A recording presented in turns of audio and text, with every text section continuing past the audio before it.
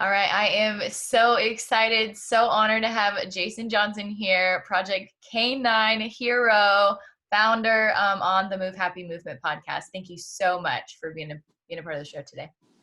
Thank you so much for having me. So we connected on LinkedIn. I always like to tell the audience, kind of how I meet my peeps that are on the show. Was really just struck by what you do. Why don't you tell, for those that maybe aren't connected to you yet, tell kind of like the starting story, the origin story of like what got you interested in what it is that you're all about with canines. Absolutely. A lot of it has to do with my background. I started in 1993 in the United States Army. I was a military police officer, wanted to be a soldier my whole life. Got out and wanted to get into, police canine, and started doing that in 1999. I spent 10 years in Tacoma and Yakima, Washington. And where I'm from. yeah, ended up being a canine handler and a member of the SWAT team. I worked at Puyallup Police Department and the Yakima Police Department. Yeah. And by the time I was about 33, I kind of did everything I could do there as far as within the civilian police realm. So I took a job overseas to work as a canine handler for the United States ambassador in Iraq and Afghanistan, and had some great experiences. Went on to work at the ATF, became an instructor for large agencies like the FBI, the CIA, United States Marshals, Cool. teaching explosive dogs who now work all around the world. They went on to Homeland Security to help with the program that you see with the dogs in the airports that, sniff for explosives and things. Wow. And that was about 25 years of military, civilian, police, and government service. And during that time, I had the opportunity to work with about 2,000 dogs or more and train with them all around the world. And what I really found is when they get out of service, or when they leave their jobs and get in retirement, that no one was really there to help them with the funding and their medical care. That sometimes they left with injuries or they left with different conditions, and it was really onto the handler or whoever adopted the dog to pay for all that. So I thought the idea of Project K-9 Hero came about around the 2015 timeframe, and I got it started in 2016. And it was really a nonprofit that's there to help with medical care and food and death benefit assistance for our nation's retired police canines and our military working dogs. I love that. What got you interested in working with canines? Were you always like around dogs as a child, or? I grew up with a German short-haired pointer, and both of my grandfathers were war heroes. One, a Marine in the Korean War, and the other was Navy Seabee in World War II. So I knew I wanted to be a soldier as far back as I can remember. What I didn't know, I didn't even know anything that we had military working dogs or canines in the military until I really was in for a little bit, and I was like, wow, we got working dogs, and I was like, that's pretty cool. Yeah. Sometimes in the military you don't always get an opportunity to get in certain units or work with certain projects, and I felt my best chance to work long term with the canine units would be to get out and get in civilian policing, which is what I did. But I always say it's the 1% of the 1% of the 1%. Being a dog handler, what I like to call is the most honorable profession in the world. It's who the police call when they can't figure something out, or when the worst crime in your community has occurred and they need the one asset to track that, criminal down. They usually call the K-9 unit. So I find it very honorable to, have been a part of that, to still be a part of that, to serve that community, to give back to the community who built me. Love that. And I would say, like, on the civilian side, that's not well known that canines are a part of the military. Of course, drug dogs and things like that in the police force is pretty well known, but that's really neat that you had those experiences, and thank you for your service. Thank you. Move Happy is really about, keeping a positive mindset for whatever your industry that you're in, knowing the experiences that you've had both in the military and the police experience. What are some strategies that you've learned in keeping a positive mindset when maybe you're mainly working with a canine, you're not maybe socializing or whatnot? What are some things that you've learned along your journey? Well, I think keeping everything positive is extremely important. When we talk about training dogs, and like I said, I had the opportunity to train a lot of dogs all over the world. Dogs learn the best when we're making everything positive, keeping a positive reinforcement and rewarding for the proper behavior. I think, if we translate that into society, I think we can learn a lot from the way we take on dog training and how we get the behavioral, how we shape their behavior and things, how we can do that through positive reinforcement. So I think one of the largest things for me as, now a nonprofit owner is to wake up every day, stay positive, focus on the positive things, and trying to move forward the best we can, no matter what the given circumstances are. Yeah, love that. Thank you for those tips. Those are great. Second pillar of Move Happy is about building strong communities. What are some strategies that you've learned, some tips maybe you'd like to share in connecting with others that are maybe also working with K-9s, whether, in the military, police, or volunteer status? What are some things you've learned on building those communities? Yeah, when you're building a nonprofit like ours, I think some of the biggest thing is, private donors and, individual donations are great, but what really builds an organization is the corporate partners as well. And so we have over 80 corporate partners that we work with at Project K-9 Hero, and I think just as important, over 30 nonprofits. When I first got into the nonprofit leadership realm, some other ones can get jealous. They may not like your mission because maybe it's somewhat similar to theirs. They don't like the way you're raising money or the way you're spending your money. And, that's up to each individual organization to operate within the IRS guidelines, however they decide to do that. I think it's important to focus on, not the negativity of worrying about what someone else is doing, but worry about what you're doing and worry how you can help them achieve, a better stance in their business. And I think by focusing on that, for me, has been great.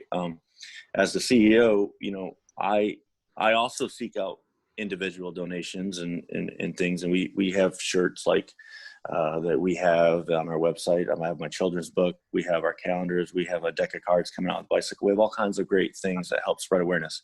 But the main thing is working with those big companies. And when people see that we're out there working with bicycle cards, or we're working with a, grunt style, 9-line, authentically American, some of the larger shirt industries we work with, they see that this is probably, this is a legitimate organization who's working with these larger companies who they like. And now we're bringing their audience into our world and teaching them who Project K-9 Hero is. And maybe they didn't know that. And I'll tell you, most people don't know that police, canines, and military working dogs don't receive benefits in retirement. And now we're getting a much larger reach. And for me, building that community, not only within the veteran space, the police space, but also just of all people who want to give back to charities, it's so important to me. Love that. Great tips on building community. Third pillar of Move Happy is about movement, of course. Started from a program I worked in a psychiatric hospital, very low budget. So I didn't want them to have to pay for, exercise, but we do know how important it is to move, to keep ourselves in a positive space, help us to feel happier and whatnot. So with that in mind, budget in mind, what are some of your favorite ways to move your body that don't cost a lot? I think some of the most important things, especially when you're running a nonprofit, is your time. My time is of essence as far as working on projects we have going, working with our volunteers and staff, and then in your personal life. And the balance of your movements have to sync. Anytime that you can double up on some of those is great. As far as a lot of the trips I do, I'll try to make them. I have a personal business, I have a nonprofit business, and then you have a personal life, and try to incorporate all three, because there's just not enough time to in the day to try to manage all of that. When you're starting a nonprofit like we did, when I started mine in 2016, I was still in the government. I had my government job I had to worry about during the day, and then I'm trying to start a nonprofit. And there's some pretty strict rules when you're the government on how you cannot use that time, to work on any, private companies, organizations, or things like that. So I had to spend all my time off work, working on that. And it wasn't until 2017 when I had the courage to leave the government and focus, most of my time on the nonprofit, but I still had personal business to take care of. So my real point is, I think it's important to find that balance. It's always a balance for me, whether it's doing an interview, doing an in-person event, or trying to make corporate partnerships is to balance all of that time and energy. And if you don't set parameters on it, or I'm going to work, because it's easy in the nonprofit world to work from 6 a.m. to midnight and never Yeah. think twice about it, because it is my passion, and Yeah. most nonprofit owners, it is our passion. And Project K-9 Hero is my idea. It's something I want to take to the highest of levels.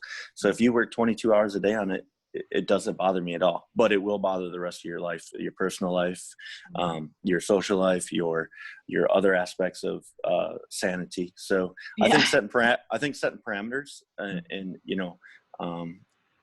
not answering emails maybe after a certain time, or trying to focus, set your interviews during certain days and things like that. So I just think finding that balance and structuring that and organizing that in the best way that where you can use economy of motion for your body is the best way to handle it. All right, cool. And what are you really excited about that you guys are working on at your nonprofit that you'd like? We have some great things. Number one's our capital campaign. So we last year bought 177 acres out in Tennessee, and we're currently building a rehabilitation and rehoming center for retired police canines and military working dogs. What a lot of people also don't realize is not every retired police canine or military working dog have a home to go to when they get out of service. There come circumstances where the handler may be getting a new dog and can't keep both. Maybe it's a family situation. Maybe they're relocating for work. Maybe they're taking another job outside the agency. Maybe it's a behavioral issue. Whatever the issue is, we find that a certain number of dogs need a place to go. And over the last several years of our organization, we rehomed several outstanding police canines. The proper way to do it is not to, we have an application on our website, and it's not just to make calls and try to vet that person out. It needs to be done in person. So moving forward, when we have our facility, we will bring the dogs to our facility for a month. We'll have a play area. We'll have 2 adoption cabins, and people who want to adopt one of the police canines come out with their family, spend a weekend with it on us, socialize. We get to see how you interact with the dog. And importantly, you get to see how the dog could interact. Maybe you have kids or other family members, or even maybe another pet, and see how that is before we, adopt that dog out to you. So the rehab rehome facility is hugely important. We have a whole capital campaign section on our website. We have a short overview video of the buildings. We're building 6 buildings, and that is our kind of main goal for the next year. Last year in November, we also introduced the K-9 Hero Act in Congress. It was an idea I had when I left the military. It took me about 3 years to develop, but it's to really set aside government funding to help nonprofits like ours pay bills for federal police canines and military working dogs. And that way, rather than using some of our donations that we get, we can apply for grants if we fit certain parameters to use that money for that. So that bill is in Congress right now. It's called HR 5081. It's also listed as a K-9 Hero Act under our website, and it's something I'm working hard every day to try to get that passed into a law. So those are the 2 large things. Yeah, that's those who follow us on our social media, which we're on Facebook, Instagram, Twitter, everything at Project K-9 Hero. This fall, I have my second children's book coming out, K-9 Flash, A Hero's Hero, which is a follow-up to my first book, K-9 Flash Becomes a Hero, which was just a great story of her life and who was the inspiration for us starting this organization.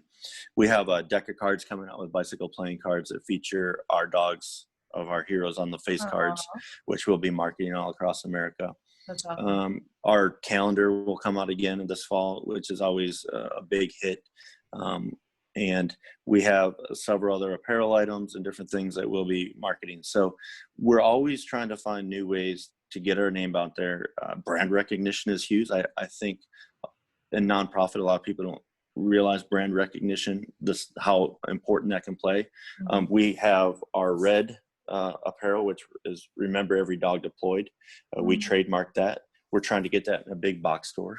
I'd like to see the Remember Every Dog Deployed apparel out there in one big box store somewhere across America. So if anyone has connections to a big box store, I would encourage you to reach out to us and see how we can get our red design out there and raise awareness. We have like Red Friday, REDD, Remember Every Dog Deployed, raise awareness for the military working dogs who are also deployed overseas on Fridays, and wish them a safe journey home. So those are just some of the things we have going on.